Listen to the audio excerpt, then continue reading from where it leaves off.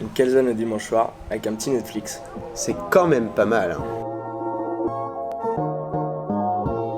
Le restaurant lui-même, ça fait une bonne vingtaine d'années qu'il existe, ça s'est agrandi au fil du temps. Et nous, on a appris il y a 2 ans maintenant, pour garder le côté institutionnel, tout balayer, tout refaire de A à Z en termes de concept. Le resto, il y a 10 ans, il appartenait à ta mère, et que c'était notre cantine quand on était au collège et au lycée. Donc on y allait, on se faisait nos pizzas, on mangeait, on payait jamais, c'était génial. Et il y avait un petit côté affect, et donc du coup, quand on a voulu revenir à Caen, et il y avait que cet endroit qu'on voulait. Moi je pense que 80% de la raison de l'achat c'est la calzone, donc je dirais la calzone, je peux pas m'en passer. Moi c'est la calzone parce que c'est mon associé donc je suis obligé de le suivre. Et la stracciatella. Stracciatella, produit qu'on a mis en place, qui n'existait pas et qui est vraiment top. L'épicerie à la base, on a toujours fait de la vente à emporter. Il y a eu l'arrivée aussi ce qu'on appelle des tablettes nous, donc c'est Uber et Deliveroo qui sont arrivés à Caen 4-5 mois après peut-être qu'on est ouvert. Donc on a jeté notre dévolu sur un fonds de commerce qui existe lui pour le coup depuis plus de 30 ans. C'est un peu le même principe que la Buona, c'était imprimeur depuis plus de 20 ans et avant ça a été une boucherie, un pressing, il y a eu plein de choses.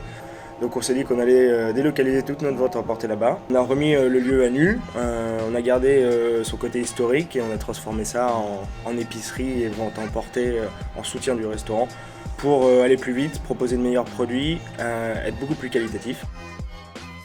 Les Canets sont une clientèle superbe. Les Canets sont forcément dans notre restaurant plus pizza, parce que c'est une pizzeria qui est assez réputée depuis quelques années pour ses calzones et d'autres. Mais avec le temps et des produits qu'on a installés, c'est vrai que la parité avec la cuisine commence à s'installer. Ouais.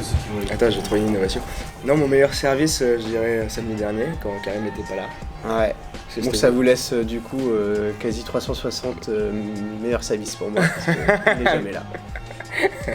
Non, en vrai, moi, mon pire service, je pense, c'est quand on tape des records et que vraiment on sent que on n'arrête pas de courir, le temps s'arrête plus, c'est